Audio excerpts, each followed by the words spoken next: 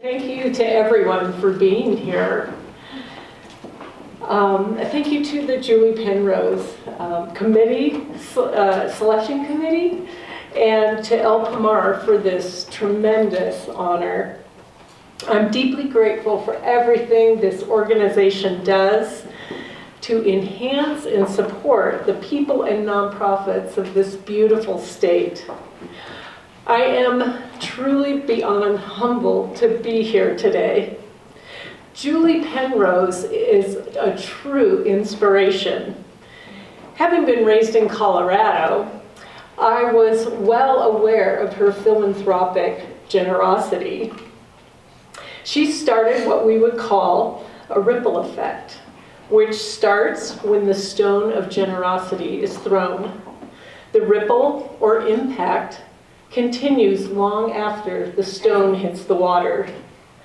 Julie's generosity and thoughtfulness has created a ripple effect in Colorado that continues to grow 85 years later. She was not just philanthropic, she was strategic.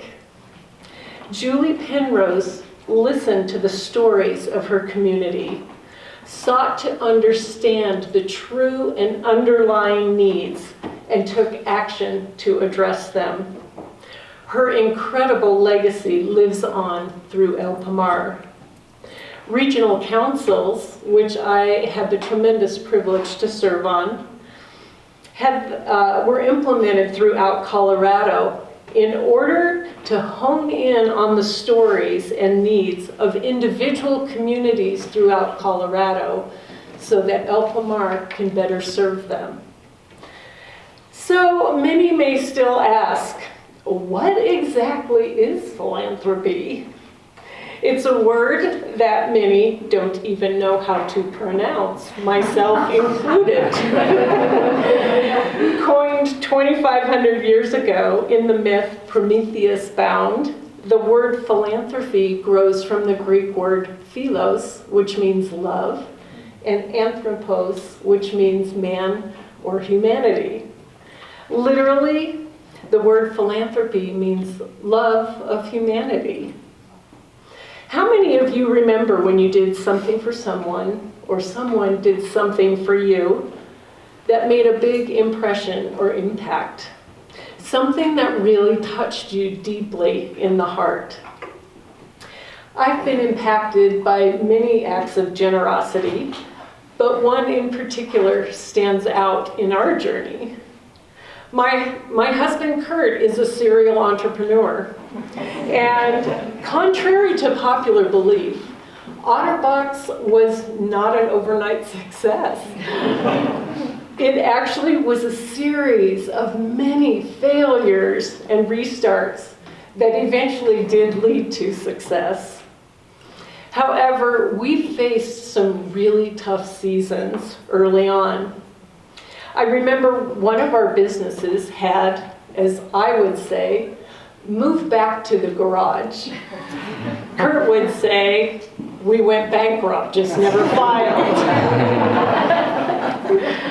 We were a young couple with a 1-year-old at the time, and we were just eking by. Someone who knew our story and knew our need left groceries and diapers on our doorstep, including Kurt's favorite chocolate brownies. And even today, we don't know who that person was that left them. As Julie discovered early on, if we know your story, then we know who you are. In our case, the people who left us groceries knew our story.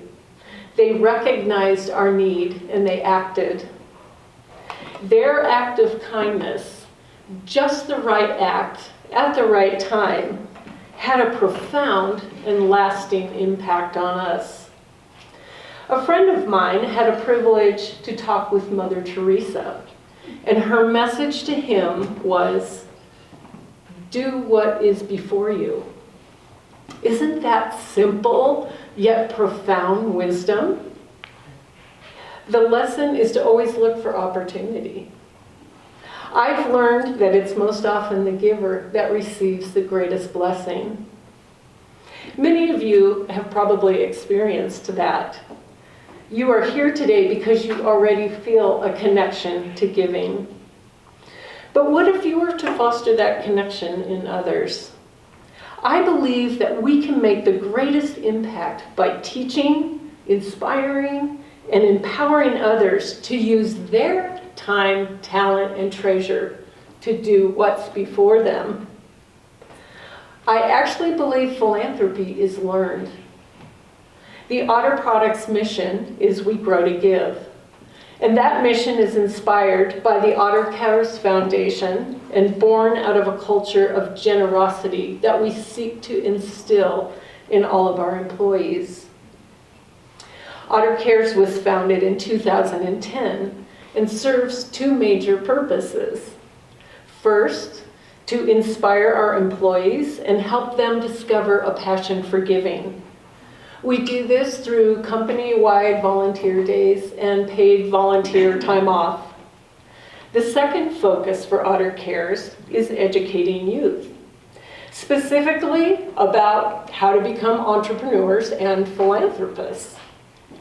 A growing program we are very excited about is Project Heart, a philanthropy education curriculum. We love this program because it gives teachers the tools they need to connect their students to philanthropy. Now, one of my favorite Project Heart initiatives had fifth graders at a local elementary school designing and selling pencil cases with duct tape, made of duct tape.